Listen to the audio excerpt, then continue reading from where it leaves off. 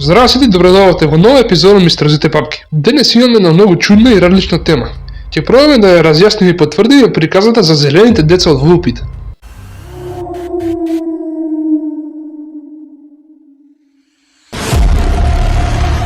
Во средината на 12 век, за време на владењето на кралот Стефан, помеѓу 1135 и 1154 година, неколку жетвари работеле на поле во близина на руралното село Вулпит во Сафолк, Англија. Тогаш тие догледале две деца, момче и девојче. Не е сигурно дали децата биле многу блиску до нив или во една од блиските волчки јами кои биле вештачко направени ровови што се користеле за фаќање волци. Иако децата во голема мера изгледале нормално, тие имале една чудна карактеристика. И двајцата имале зеленкава кожа. Нивната облека имала необична боја и била направена од материјалите што мештаните не можеле да ги препознаат. Дополнително тие зборувале на јазик што никој од селаните не можеле да го разбере.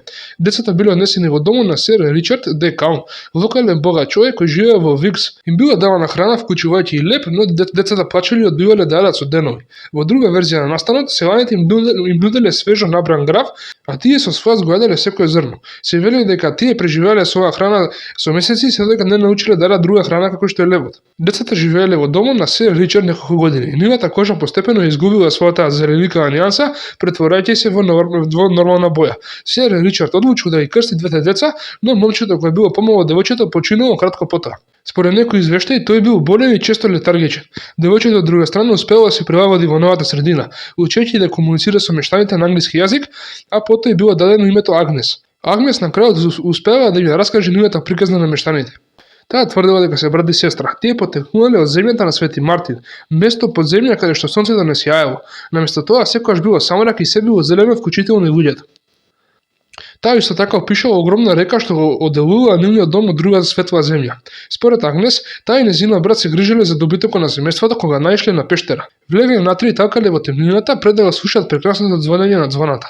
Решиле да го следат звукот што на крајот ги навел да излезе од другиот крај на земја со светкачка сончева светлина што ги исплашила. Тогаш ги пронашле жетварите. Се вели дека сер Ричард ја опиша Агнес како екстремно дрска и агресивна во нејзините подосечни години. Некој верува дека човекот со кој се омажила Агнес бил висок амбасадор на Хенри III со презиме Бари. Но ова никогаш не е потврдено. Зелените деца од Вулпит е приказна што фасцинирала многумина низ годините. Некои верува дека децата никогаш не постоеле. Некои историчари веруваат дека приказната е искривена или е преувеличен опис на необичен настан што всушност се случил во средниот век. А потоа има и такви кои веруваат дека овие деца биле од подземјето на самовилите или вознемски суштества кои сакале да дознаат повеќе за човечките работи. Би било прекрасно ако овие деца наистина се доказ за свет на самовили или дека постои живот таму некаде во вселената. За жал има малку или никакви докази што може да ни помогнат да докажеме дека една од овие две теории е точна. Но постоја многу докази дека овие деца постоеле и може би биле само обични човечки суштества. Колку и да звучи бизарно, приказната всушност може да се проследи со пишани записи дадени од двајца познати англиски историчари. Најраниот запис е напишан од августински канон Вилијам од Њубург, кој живее во манастир од затворен ред во Јоркшир, стотици милји оддалече. Во првата книга, поглавје 27 од неговата книга Historia Rerum Anglicanum, латински за историја за англиските работи, која била објавена на 1189 година, тој изјавил дека на почетокот не сакал да пишува за зелените деца, бидејќи било многу неверојатно.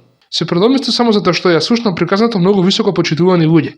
Вториот извештај го напишал монах по име Ралф од Когешел. Тој бил игумен на мал цестеријански манастир во северен Есекс. Се вели дека слушнал приказната за двете зелени деца од самиот сер Ричард. Тој ја вклучил приказната во својата книга The Chronicle of England, која била објавена во 1220 година. Постојат мали разлики помеѓу приказните запишани од овие двајца историчари. Например, во верзијата на Ралф Когешел, децата биле обоени со зелена боја. Од друга страна, приказната раскажена од Вилијам тврдеше дека децата дефинитивно биле природно зелени. Сосема можно некои елементи од приказната да се промениле поради прераскажување, особено во случајот на Вилијам. Тој слушал искази од втора, а дури и од трета рака од патници кои го посетувале манастирот. Но јасно е дека двата извештаи, иако напишани независно еден од друг, имаат многу сличности. Извештај на Вилијам наведува дека приказната се случува за време на владењето на кралот Стефан, додека Ралф Когешел наведува дека децата се појавиле во Вулпит за време на владењето на Хенри III, што било неколку декади после кралот Стефан. Сепак временските периоди што се споменуваат во двата извештаи се доста блиску еден на друг, затоа сме склони да веруваме дека настанот навистина се случил некаде помеѓу владењето на кралот Стефан и Хенри III. Сега ако тие постоеле, бидејќи сакаме да веруваме во тоа, треба да пробаме да откриеме од каде доаѓаат. Зошто децата имале зелена кожа, носеле чудна облека или зборувале на непостоечки јазик. Некои историчари веруваат дека Агнес и нејзиниот брат биле деца на фламандски имигранти кои можеби се оддалечиле од една од насавите во Форам Сент Мартин, која била северно од Вупит, сместена преку реката Ларк.